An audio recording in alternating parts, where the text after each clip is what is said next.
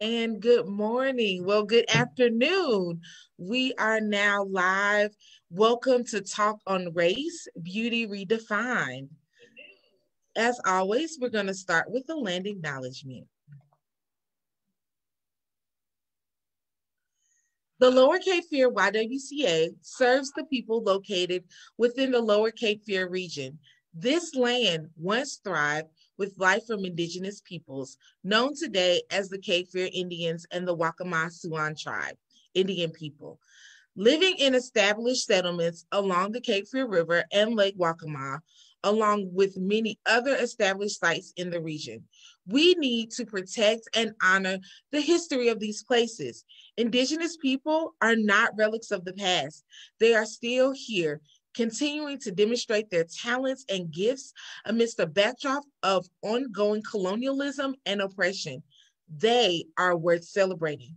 We hope that our land acknowledgement statement will inspire others to stand with us in solidarity with Native nations. And again, I say good afternoon and welcome to Talk on Race. This conversation is a little different. We are going to be discussing Beauty Redefined. The theme of today's conversation was actually birthed out of the conversation in November with talking with Ashley and members of and people who the indigenous population. And we wanted to highlight the importance of the things that they have done, bring awareness to how we can celebrate Thanksgiving, but not appropriate culture. And in the middle of that conversation, there was a comment made about the way in which you dress, the way in which you wear your hair, and how those things influence your life and your perceptions. And so one of the staff members here, Grace, hi Grace, who recently just had a baby, and congratulations to Grace. She said, Janiqua, I think we need to discuss women and we need to discuss the perspectives that we have on beauty. We need to discuss opportunities and how, some of the self-esteem, some of the self-image, things that women go through, how it affects us, and like provide space for women to talk open and freely about it. And so we felt like here at the YWCA, as we are, our mission is to empower women. One of the ways that we can empower women is to redefine beauty. And it's to think about beauty in a perspective of not so much what the media says beautiful is, but how we as women define what beauty is, what beauty looks like, how do we embody beauty, how do we combat some of the ways in which people try to enforce their standard and their ideals of beauty on us. And so with that, I felt like these women were the women that could handle the conversation, who will be open, who are educated enough, who give back to their community enough, who actually work with women, coaching women and molding women to have this conversation. And so we have none other than Shantae Smith, Sharon Dickey, and Sabrina Hickman. And for those of you who are in the Wilmington area, I know Sabrina is not unfamiliar to any of us, as we know she runs, all of the businesses and grits. And then Sharon is coming to us with an amazing platform with a background in therapy. She's also a member of Zeta Phi Beta Sorority Incorporated. And so she dedicates a lot of her time to the uplifting of women. And then we have Shantae Smith, who is an author and a dear friend, and who uses ministry and the marketplace to create opportunities and platforms for women to embrace who they are. And so let's start out with, I feel like I've already introduced you, but I would love for you to introduce yourself. So let's start with Shantae. Shantae, please introduce yourself and please feel free to stay off mute. Good afternoon, everyone. Thank you so much, Janiqua, for that amazing foundation and introduction. And once again, congratulations to all of our panelists for the many accomplishments that you have already really just pushed forward in our generation. So my name is Shantae Smith. I wear many hats. I am an executive pastor here in Charlotte, North Carolina, and I'm also an entrepreneur and an author. I am the president of Shantae Smith, LLC. I've really designed this space. We're not exempting men from this conversation, but I've really designed this space to educate, to equip, and to empower women to create their reality, to live authentically, and to build confidently in entrepreneurship and ministry. And as Janiqua shared, I am an author. She said that we can share. And before I pass it on to my colleagues for this afternoon, I want to share with you actually the first declaration in my book. It's called I Am, I Will, I Have, I Speak, Affirmations, Declarations, and Decrees for Today's Woman. It says, I am beautiful, powerful, sophisticated, and attractive. I am neither here by accident, nor does my past control me. I am a complete woman. I am refusing to compare myself, contrast myself, or compete with anyone else. I am actively working on loving all of me. I am full of love, peace, favor, integrity, and success. I am embracing my physical appearance. I won't bruise my identity with negative words. Today, I am choosing to be optimistic and live on purpose. I am speaking to my fears, overcoming my doubts, and pushing past my limitations. I speak it and I believe it. Thank you. Well, we're not at church, but let's give her an offering. I had to say amen for that one. Yes. Right, exactly. Okay, Sharon, please go ahead and introduce yourself. Well, that's a tough act to follow. But my name is Sharon Dickey. I am a licensed clinical mental health counselor associate.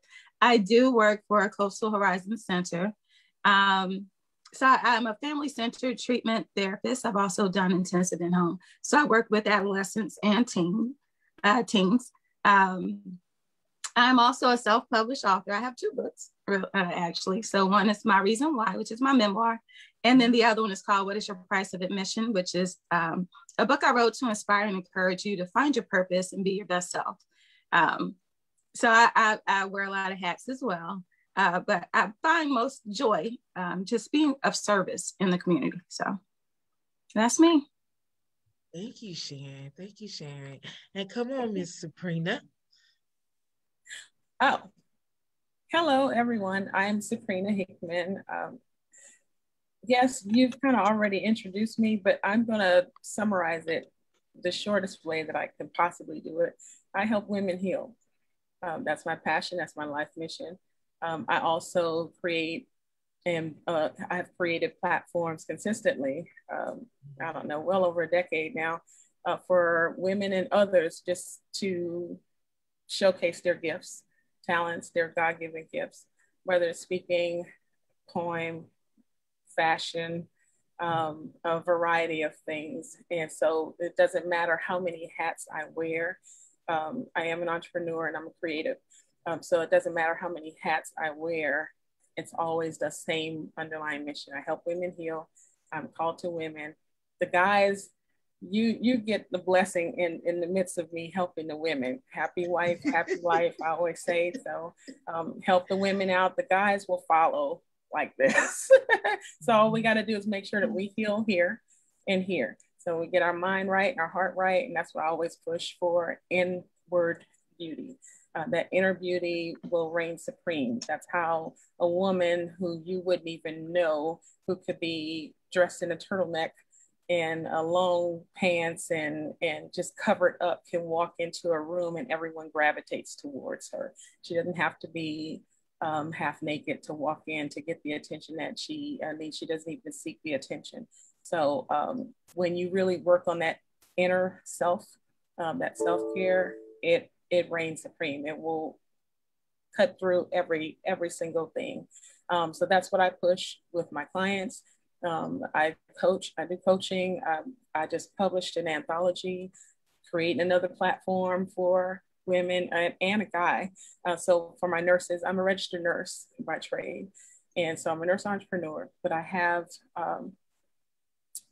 it's 10 of us, actually 11 total, but we have all shared our stories. The book is called The Diaries of a Resilient Black Nurse. So we are inviting you to come and be a part of the conversation, because we're going to have general conversation like this, as well as the signing on Juneteenth. So it's on June 19th, and it's going to be here in Wilmington. You want more information, just go to sabrinahickman.com.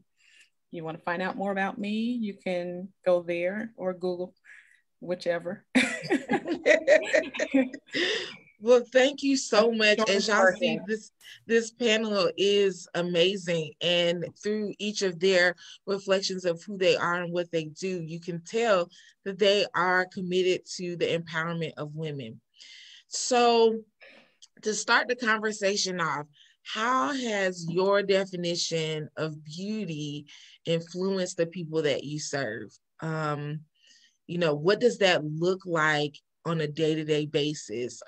You know, I can imagine that in therapy, it's kind of, you know, that sometimes if I don't feel pretty enough, I may end up in a relationship with someone who is dysfunctional, but they have the one thing that they, you know, it's that one thing that they tell me as to why I stay, which is that I'm beautiful, you know, something that I may have never heard. So Sharon, how does that show up in practice? Yeah, so I work with a lot of young girls who do struggle with self-esteem issues. Self-esteem, self-concept, these are very important things that you develop in your childhood. And when you don't have a healthy self-esteem, then it does lead to you maybe not making the best choices that you should make for yourself. So how you feel about yourself plays out into the decisions that you make, the behaviors that you have. Typically, there are these negative behaviors. So yeah, self-esteem basically shapes exactly who you are and how you present yourself. And Sabrina, when you're working with GRITS, which is the girls working in the South, you know, what are some of the things that you do, or how do you see yourself as maybe someone who's also assisting to mold identity and maybe mold beauty? What does that look like for your girls? Well, number one, I have to meet them where they are, because you only know what you know. So I often make this comparison, like if you grew up at a trash site, at a dump site, and that's all you knew. So this is your home, and this is what your normal is. And then somebody foreign comes along and says, hey, you know, that's toxic. You know, this is not good for you. You're going to get sick. You know, this is why you're always sick here and having all of these issues. Like, of course you're going to, I don't know who you are. This is my family. This is home. This is right. This is what my mama said, or what my daddy said, or, you know, everybody, auntie, uncle, grandma, everybody's been doing this for years and we've been fine. There's nothing wrong. Until you actually convince them, you meet them where they are and you kind of show them how that is harming you and show them a different way. And not be so judgmental, like literally meet them where they are, kind of get to know who they are, find out what they're passionate about, because the chances are they're confused. They don't really know who they are. You only know what you know. And once you can get there on that level, then they will follow you. So you start leading. So what I do is I start there, and then I get to know what they're passionate about. And once they are open enough to start sharing their passions and their desires, then I lead with that. So it's kind of like letting them lead, but I'm directing them. It's like, oh, you're going over here a little too far. Oh, come on. But I always let them have freedom of speech as long as you're respectful. So it's that place where this is a safe space. And we have to do that. A lot of times we get into, we adults, we get into the point where we don't want the kids to, we want them to walk how we want them to walk. talk how we want them to talk and do exactly what we say, but we could be toxic. And how they talk, everybody's toxic to some degree. And so it's just a matter of us allowing them that freedom of expression so that they can actually be able to guide it in the right direction, because they're our leaders of tomorrow. Mm-hmm. So give them that platform. Yeah. And I think, yeah, absolutely. And Shantae, you know, how have you seen beauty influence, you know, people that you serve and that you work with? So like Sharon and Sabrina said, I served as a youth pastor for 10 years before moving into more of an adult or congregational ministry. And I found that whether they're young or young at heart, right? It doesn't matter. Consistency, to me, communication and transparency are the ingredients for trust. So for me, sharing my story has been the most. Even something today, you know, it's slight triggers. Preparing for this live, I put my foundation on and I was battling with which earrings, you know, would be suitable for a live. But this is a conversation on Beauty Redefined. And I said, you know what? I'm not wearing any earrings. How about that? Because sometimes, right? Sometimes we have to deal with the inner us, right? I'm not prettier if I have earrings on for a live, or if I have on the right shade of lipstick. So I said, you know what, self, we're past that stage. I remember being 14, 15, 16, not liking the way my nose was because I didn't have a bridge, not liking the thickness of my eyebrows. And I would stand in the mirror and cry. So this book that I read from was birthed out of my own pain. It was birthed out of my own trauma that I had to get through. So that's that transparency story to share, regardless of age, with another woman, to say you are more than your skin. And because I'm sorry, go ahead, Sabrina. No. I'm just, girl, you on fire, first off. But you hit it. And this is a big issue when we're dealing with youth that I always harp on, like, we're not transparent. They need transparency. They also need to know that they can trust us. So you just be honest, tell them. And if you goofed up, then you goofed up. You can get it together and let them, hey, you know, you need to work on this, you need to work on that. Let them see that authenticity, because that's needed. That's going to help them be able to open up to you regardless. I just think that that's needed. The other thing is consistency. Yes. Consistency is a major issue. People jump on and they want to help and be a part of it, but then they lack what is needed to help you stay afloat. So it's like up and down. Well, kids need consistency. Absolutely. So if they can't rely on you, then they're gonna go the other way.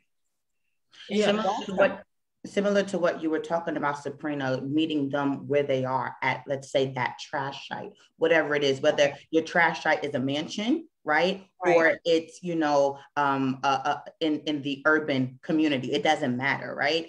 It's not for me to tell you the way you're living is wrong. It's for me to show you through my words, my actions, and my lifestyle that there is an alternative. And I think that all of us are doing that in our different spheres. Even this live is showing people there is an alternative to what you've known as normal. Yeah. Yes. Yeah. And go ahead, Sharon. No, I was just going to say that I love everything that you ladies have said. But it's interesting that I had the earring issue today too. So I was like, what ear should I put on? A professional earring? What earring should I wear? And then I'm like, wait a minute, I had to check myself. Wait a minute. I'm unapologetically me all day, every day. I love the way my hair comes out of my scalp, just like this. I shake it and go. Yes. But when it came to my earring today, I did question it. And then I had to take a step back and I was like, no, I'm 100% me all the time. I don't care if I'm on this live or wherever I am. Who I am is good enough. And this is one thing that I try to let, you know, young women know. You are good enough. Whatever you think is okay, is okay. So I have on my favorite earrings today. Okay, favorite earrings. These are my favorite and they make me feel good. I know that's right. So my story is very similar about my earrings. So as you know, I don't know why earrings is a topic, but it's okay. So my name is Janiqua, and it is, some people may refer to it as ghetto, some people may refer to it as like it's cultural.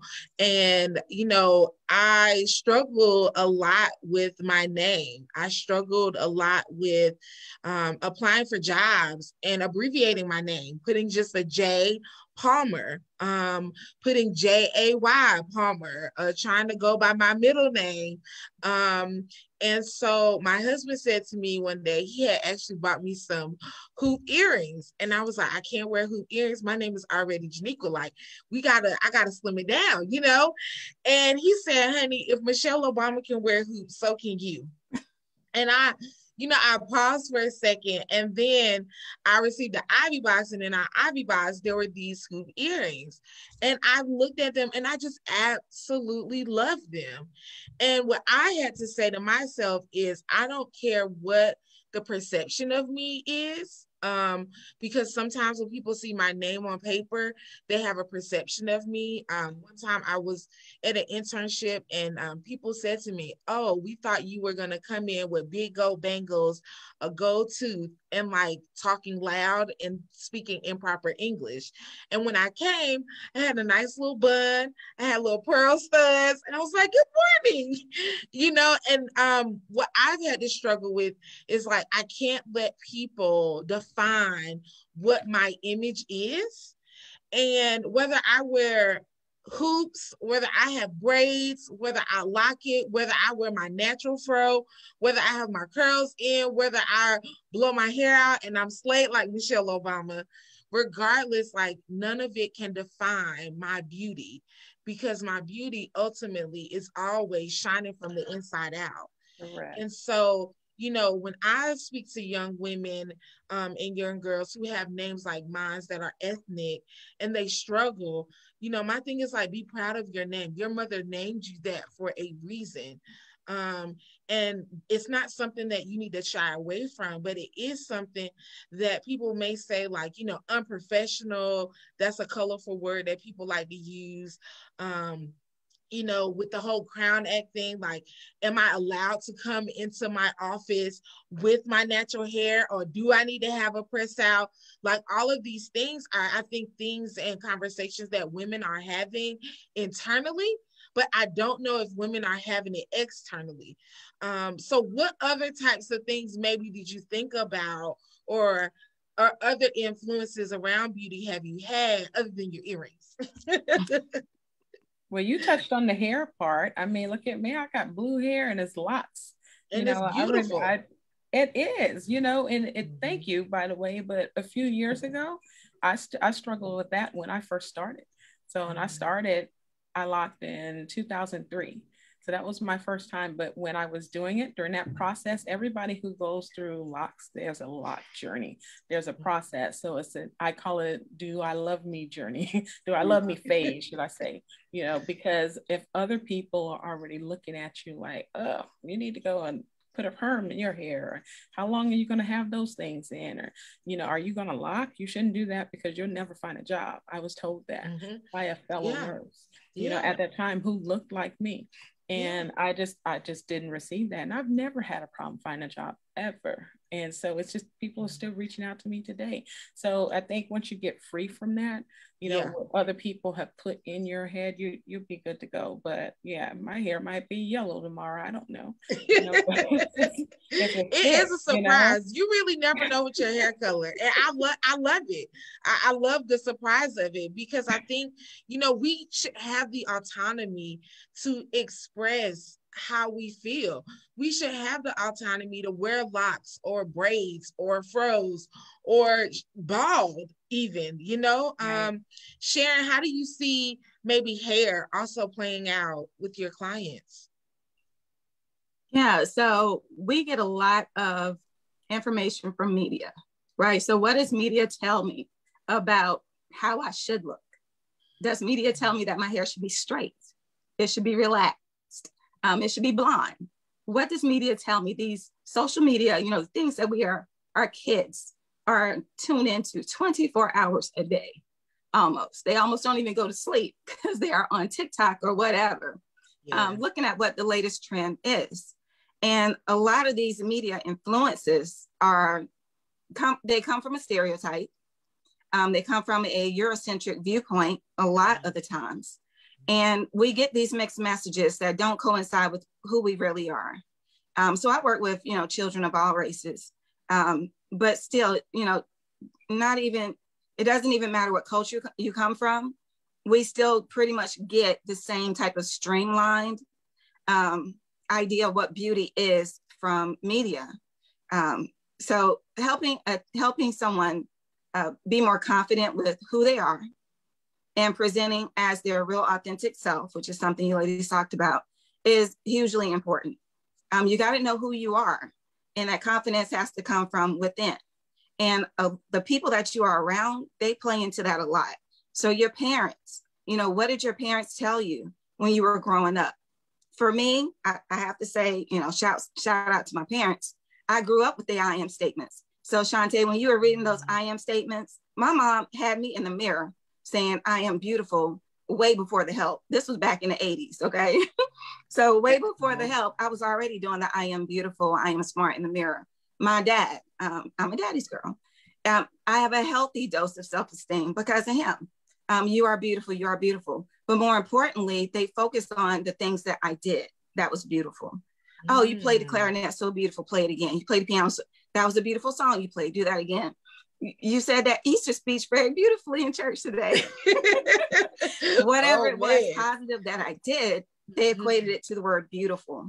So beautiful for me is more of an inner thing. It's the things that I do versus the perception of what outward beauty tends to be in these media cues that our children get. That's really important that you said that, because we got to be able to tell these kids that more and not imply or make it seem like, oh, you should know that you're beautiful. Look at you. Well, what happens is we don't hear it enough, or they don't hear it enough. And so they need to, that repetition, that consistency that we spoke of, that has to stand out big time, especially for us brown girls. It looks like we're all brown on here, like dark skin, has been shied upon, like shunned, I grew up trying to do the little, I think it's Ambi. I'm not sure what it was. Is that what the skin lightening, Ambi? Right. And I remember using that in middle school and high school, trying to lighten my skin. For what? But that's the phase you go through, trying to fit in, because what we see on the media, we weren't really on there like that. So it's a lot. Media plays a lot. Yeah. I love the switch from you are beautiful to you do beautiful things. Yes. Because I think you can be both and, right? It's not only helping me to love my pigmentation, to love the melanin, to love, my nose, my eyebrows, my lips, my shape, right? Because we didn't even talk about shape. We may be getting there today, but it's also you excel in school, or you were failing in math in the beginning of this year, but look how you've transitioned your grades. I'm proud of you. That to me speaks to someone's self-esteem just as much as it is, girl, you work that thing. Yeah, I know my son Zachary, in the beginning of school, he was so shy, I don't know if he taught maybe like the first 2 weeks of school. Maybe he may not have even taught the first month of school. And I called Shantae. I was like, I don't know what to do. She was like, affirmations. So literally every morning on our way to school, we recite like, I am beautiful. I will have a great day. I can learn. I can read. I can write. And like, I noticed like over a period of time, like his confidence began to build. And I think that, one of our friends, she did the same thing, Sharon. She put her daughter in the mirror and the daughter was like, I am beautiful. I have beautiful eyes. I have a beautiful smile. And like, people were commenting, but what it does in the long run, is going to ensure that she has self-value, that she can look in the mirror and not shy away from it. That if someone, tries to enter into her life and devalue her or not treat her as if, she is beautiful, she will be able to say, no, ma'am, I'm not. And then to speak on the colorism thing, I have 5 siblings. Yes, my parents had 6 kids. I love you, mom and dad.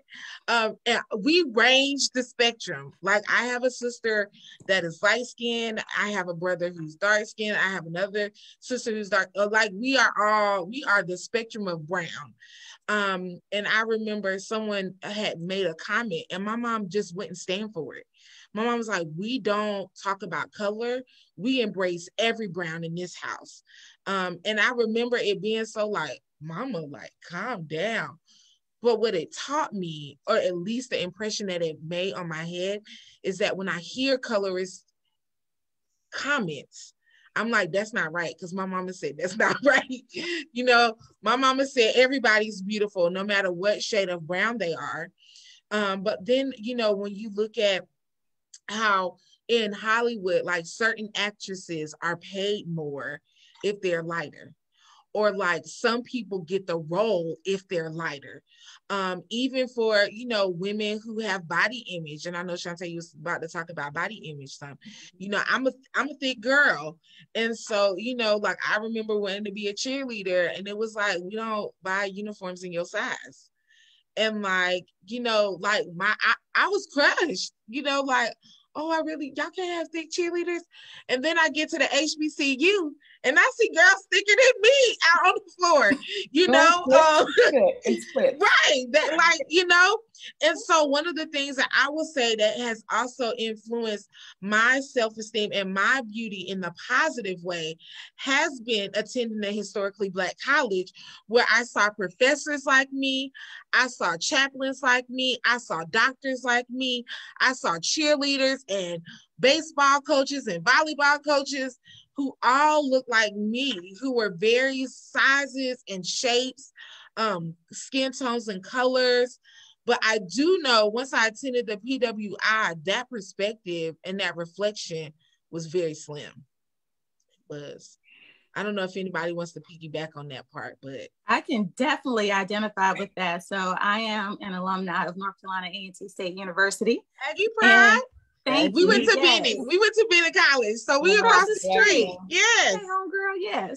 But going from Wilmington, North Carolina, to A&T, it was an amazing experience because you're right. I got to see all of these people who look just like me, and they were way smarter than me. I'm like, oh my gosh, you can really, like the guys walking around, you can really wear Timberlands and a t-shirt, and you and all of these. You're in the engineering building, like right. You tutoring me. And I did not see that growing up.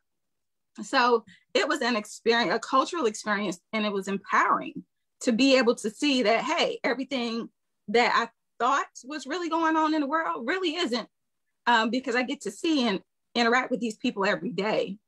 So an HBCU experience really shaped me.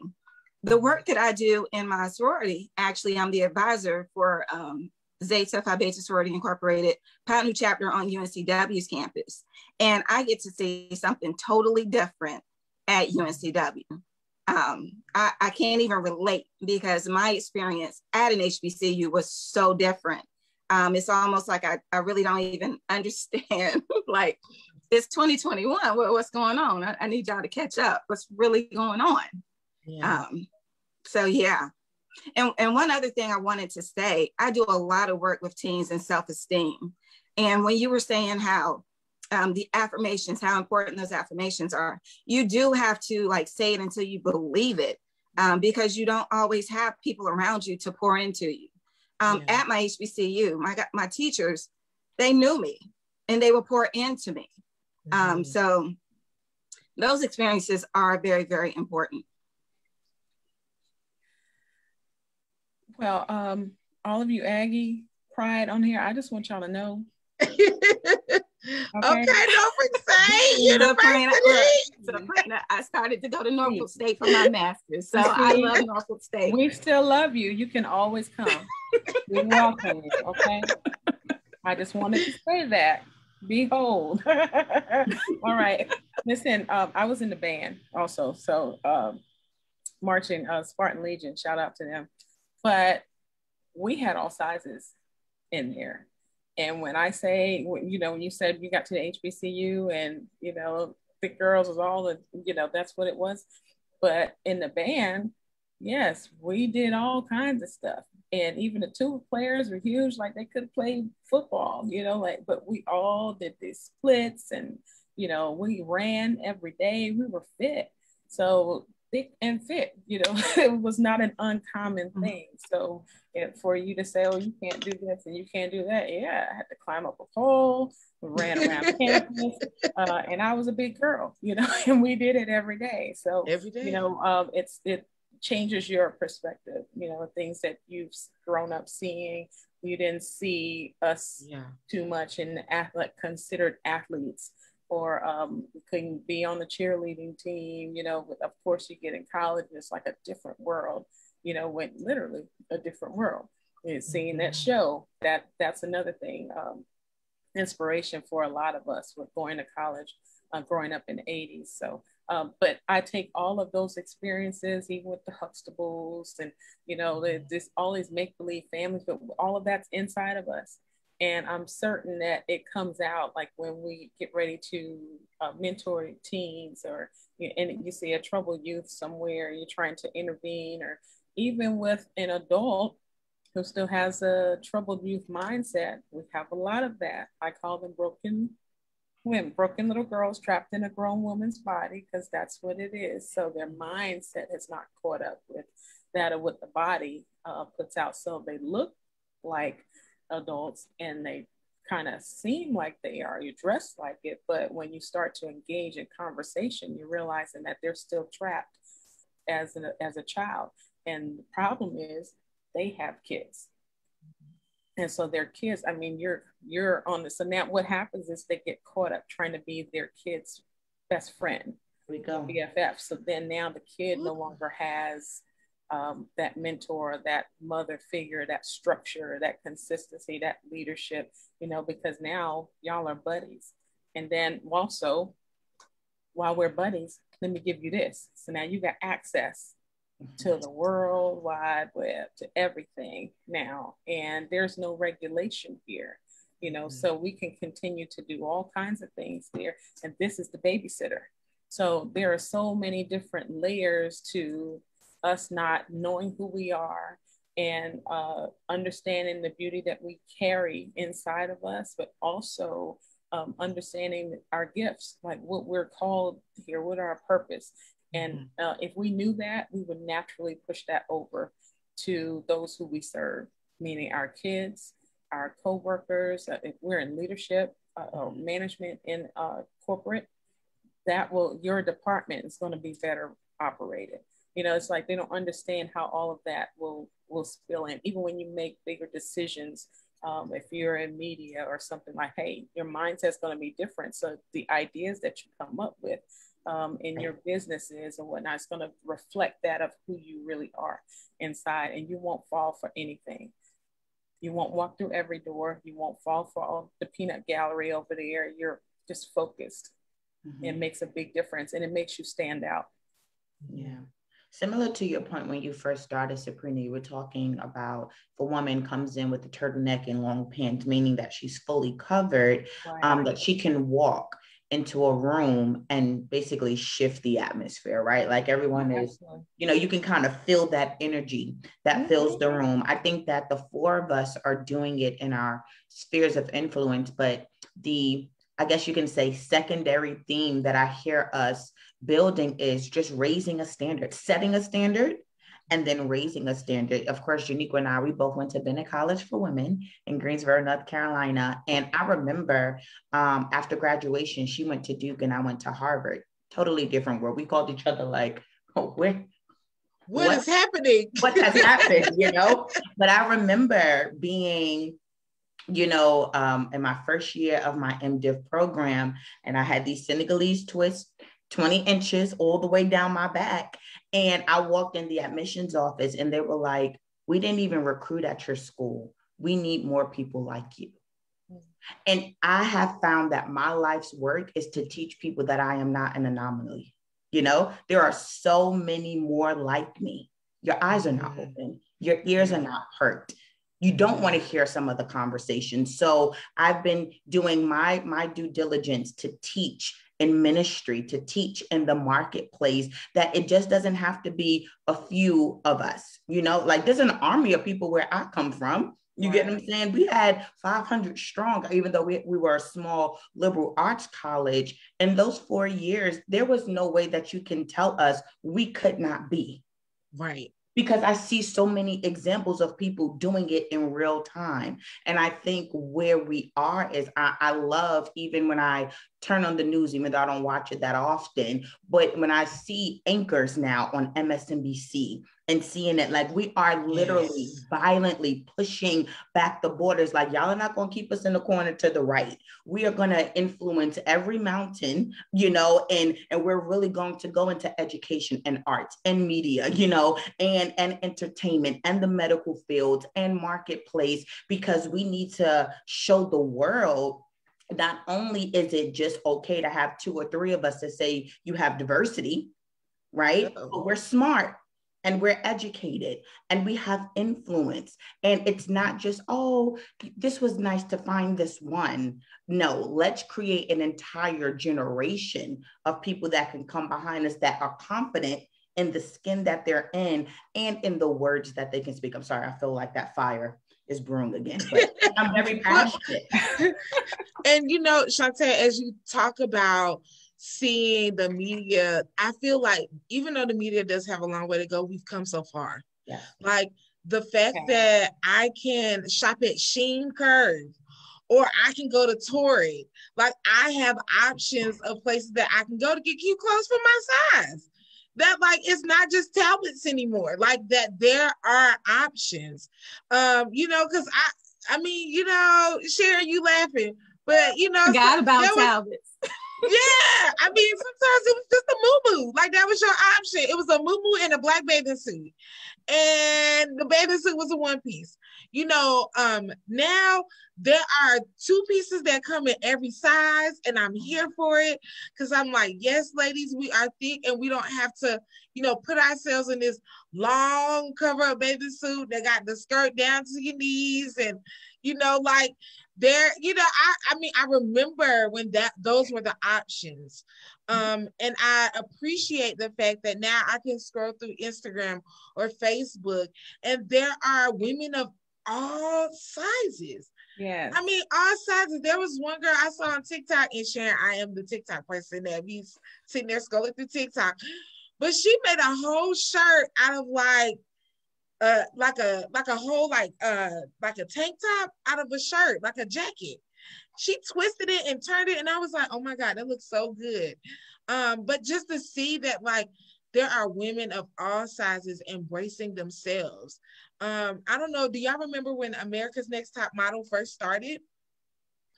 They refuse to have plus size models. They refuse to have men. They refuse to have trans women. I mean, it was like really bad. I think it was like one lady up there, she said a plus size person is not a model. And then like towards the end of their reign, they had men, women, people who were plus size. They had like a diverse perspective of candidates. And like that's what I desire to see in everything. I desire to open up a magazine and not just see a white woman on the cover and then the black woman on the Newport ad. Because I remember there was a time when black women would just be on the Newport ad smoking cigarettes. And we know cigarettes cause cancer, right? So, you know, I feel like the media, and this is where I can give them kudos, they have come a long way with showing different perspectives of what beauty looks like, because beauty looks like all of us. Beauty looks like all of us. Go ahead. I think that comes into play with us being intentional about our movements, intentional about, you know, what we're putting out. So when we get invited to the table and we're the only one, which happens a lot. And so we're there at that table for a reason. Don't be afraid to actually stand up and speak out for what is right. And so regarding fashion show and all of the goofs and things that have happened as far as these fashion magazines or on the runway, you know, they have to come back and say, oh, do a formal apology because of whatever they have displayed on there. That wouldn't happen if we were all being intentional about what we're doing. Port City Rip the Runway, you know, event that I've created and run with my husband for it, and we have an amazing shout team. out to Big B. I know he's probably on here lurking somewhere. That's what he is. He's like my beautiful wife. Really? Hey, darling. Yeah. So listen, we did this in honor of. I created it, number one, because my husband was going through a deep depression as a result of him suddenly losing his mom. His mom was a plus size beauty. Okay, so this fashion show has brought in a lot of healing. Not only that, of course, it's a platform for other people to showcase their so I told you I do platforms. So you have your stylists, you have your makeup artists, you have designers, you also have your models. So it's so many different levels, people who are showcasing their products, jewelry, whatever the case is. And I always wanted to make sure that I have plus size women on there. Even when before Port City Ripped the Runway and I was doing Escape to Sisterhood weekend, it's a wellness retreat for women. And I would always have a fashion show every single year. And I always made sure I intentionally, but hey, I need some thick girls on here. So we're looking for you. And it was always the mindset of, oh, I'm not sure if I could, you know, do that. You sure you're looking for me? And you see the self-esteem for the majority of them. It's really low. But that's my sweet spot. That's my gift. So of course, we're going to boost you. We're going to help boost your self-esteem. You know, when you get on here, you may think that we're looking for the prettiest girl, the person with the baddest walk, but there's certain things we're looking for, you know, when you come on board.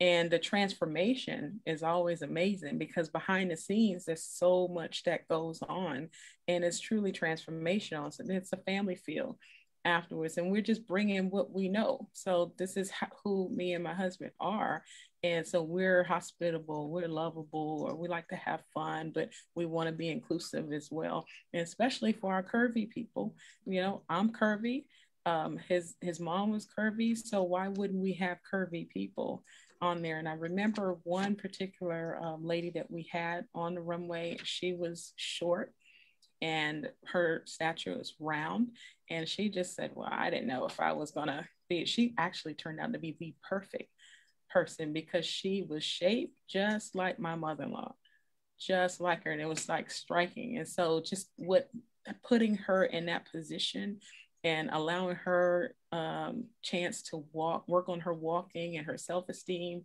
behind the scenes. And when she got on stage, she shined. She came back another year and brought more people, you know, and so that's what it's about. And so you just never know what people are looking for. But I think we as leaders, we have to make sure that we're in check up here and here and be intentional about what we're putting out in the atmosphere, because when we put these platforms out here or we come to somebody's table, we got to make sure that everybody is represented in some kind of way so that we're not leaving us out. I grew up seeing the Naomi Campbells, and also was never a thought in my head to me either, you know, honey. Naomi ain't got no fat on her body. And she just had a baby, I think. You know, so it's just, I think she just had a baby, and I think she's 50 something. So, you know, it just, those are the, but those people are there, but we're here too. And we're fabulous. We're fine, fit, fabulous, fat, pretty, hot and thick, as I said, you know, so we're here. And so I think once we encourage that, I see that young brown girl who is a teen who may be insecure about how she looks and, you know, doesn't think that she's going to be okay in this department. I want you to shine. I want you to know that they're going to accept all of you. And you do deserve to be there. So definitely we have to make sure that we're intentional about what we're putting out there and what we're doing. Yeah. Yeah. And the other thing is, like, you also have to accept all of you, right? Your flaws and all, or even what you see as flaw is not even a flaw, it's beauty. You know, it's who you are, right. Who you were created to be, how you were birthed in the world. You know, there's one of the things that I think about often is K. Michelle, when she had the buttocks implants, but then they failed, like on the show, and she had to have all of this reconstructive surgery, and like she's trying to piece her body back together. And she says that I was actually fine the way I was, but I was trying to be what Hollywood wanted me to be. And sometimes we as women also, we try to fit this mold in the detriment of ourselves. We try to compromise. And in the end of the day, it's not the executive producers or Hollywood or the influencers who had to go through the surgery. It was K. Michelle. So with that being said, what, like her lessons that she had to learn, what are some of the lessons that you've learned in beauty? That perspective is everything. Like what you just said, the things that I once thought were flawed, when I took the time to stop trying to heal others and I healed me and got my lens checked, because oftentimes, and I think that we've all come to a place of acceptance within ourselves, but like I said earlier with the earrings, you have those moments of triggers. You know, you have those moments of what will be acceptable in the eyes of others, you know, what will be appropriate, you know, and it's oftentimes, and as women, and we haven't highlighted this, so I don't think I can feel good concluding this. As women in society, we've been taught to put the others before ourselves. So not many women were taught, raised to live with a full and overflowing cup. Our cup has been for others, right? Really quickly, the analogy that Janiqua and I heard in college that has stuck with me is that the cup is for you, but like tea or coffee, we have a saucer, right? That catches the overflow. It's my due diligence to wake up in the morning, to have meditation. You know, I know we probably have people from all different walks of life and even faith walks, or for me, it's tapping into God, having my prayer time, keeping, you know, my cup overflowing, laughing with friends and family, taking time out for self-care, mindset development. All of that enhances my perspective to be sharp, so that when I'm ready to do content creation for Instagram, I'm not doing it based upon someone else's profile. I'm doing it based upon the creativity and the cause that is in my own heart, so that when I'm ready to show up in the world, I don't have any moments of shrinking, because I am confident in who Shantae Monique Smith is and what she is supposed to contribute to the world. I just went through a slump for the past year in entrepreneurship because I wasn't building my business as fast as others. But that's when crashes happen, when we take our eyes off of our own lane. You don't even notice it, but your life starts veering. Yeah. And you're out of alignment, right? And you're trying to figure out, why am I not productive? And why am I not getting the results that I need to? Or why am I dealing with depression? Why is fear mounting? Why am I all of a sudden going through these phases of doubt again? Because we are no longer, we haven't had that perspective. So long story short, because I can tend to be long-winded, right? My perspective had to be changed. And that was turn off the TV, put your cell phone on do not disturb, and have some me time. Yeah.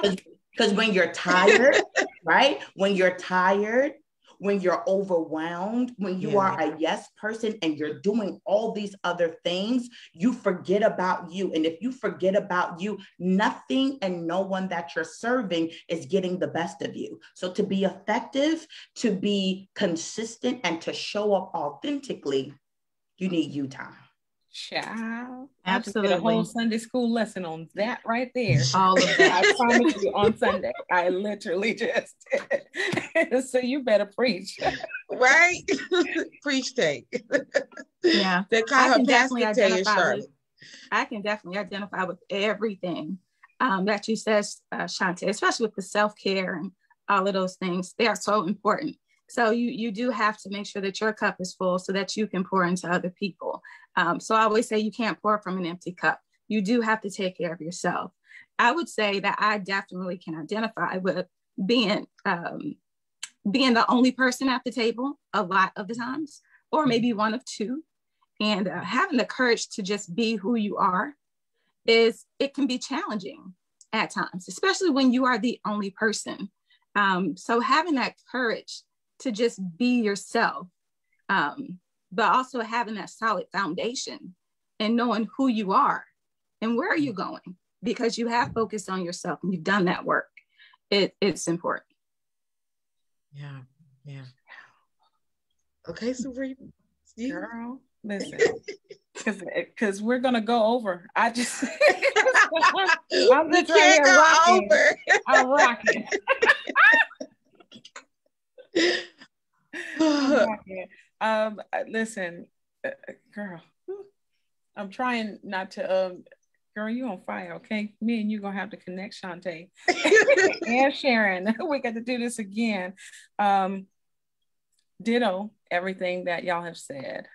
It's just at the end of the day, it's all it doesn't matter what the issues are. This is my philosophy. It doesn't matter what your issues are in the world. The foundation, the root of it is a lack of self-care and self-love. I don't care, you name whatever the problem is, we're gonna go and take it all the way back down, because there are specific things that should be done when you're doing self-care, sacred self-care. You're really taking care of the temple, you're taking care of yourself so that you can actually make sure that your heart and your mind is good. So what you put out is going to be good naturally, because you're not going to have great things going on in here and cleaning out all the toxic stuff and then put out toxicity. No, you're going to actually not be the bitter servant, because that's what I talked about also, being a bitter servant, because we're pouring from an empty cup, and that's how we're trained, like that's okay. So that's why we're spastic and we're going this way, that way, and we don't really know exactly where we should go, but oh, well, let me go over here and do this, and oh, let me go over here and save this person.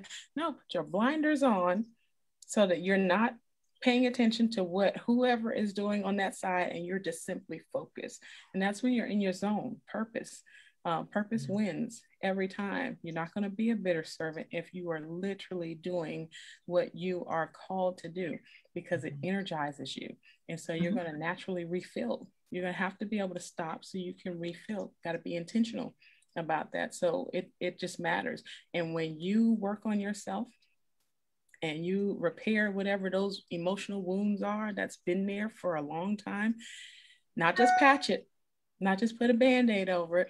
Band-Aid in the natural is like, we're gonna put all this makeup on, we're gonna put these waist trainers on, we're gonna make sure our body is fit, we're gonna go and get nip tuck and all this other stuff and put the fabulous wigs and all that other stuff. All that outer stuff, that's just a cover-up. Work on what's on the inside, and I promise you will stand out no matter where you go. And people are either going to gravitate toward you or they're going to run like crazy because they ain't right for you. And it's okay. You got to be all right about that too. It's okay. Let them go. And it's okay. Yeah. And we did have a comment from the audience. Someone said some things wouldn't happen if we were in the building when decisions were made. And so I think that we're talking about us being at the table. And I would like to end on that. After we have taken care of self, after we have filled up our cups and our cups are running over, I believe it's our due diligence to create opportunities. And like you said, Sabrina, platforms for other people to know and understand and figure out, how do I pour into my cup? How can I get to the place where I look in the mirror and I can love myself despite of abuse, neglect, childhood trauma, adult trauma, despite the accident, despite maybe even cancer, how can I look at myself and redefine my beauty? And I hope, as the audience has listened today, that you have learned something, that you have figured out that, if you take time for yourself, if you surround yourself with other leaders and other positive women, if you associate yourself with great organizations that believe in your purpose and that want to influence the greatness in you, like you too will be able to define beauty. So I thank you for joining in the conversation. I am going to share my screen and put in my plug. Because the Grandparent Support Network, we are having our first ever Caregivers Conference. And I would love for each of you to join. This is the QR code. You can scan it here. The conference will be on Saturday, June 5th at 9 a.m. These are our lovely speakers. We have Faye Jacobs, Marissa Franks, Manny Lloyd, Evie Nicholas, Tanya Jordan, Keisha Robinson. Our keynote speaker is Jason Clam from Lower Cape Fear Life Care. And then we're also even going to have some Zumba, some line dancing from Miss Cara Herring. And so I really, really hope that you will register. All you have to do is log into the YWCA -lowercapefear.org and register for the conference. Please like, share, love, and thank you all for joining in this important conversation, Beauty Redefined. Thank you. Thanks for having me. Thank you. Bye, y'all. Okay, I have stopped recording. Let's see.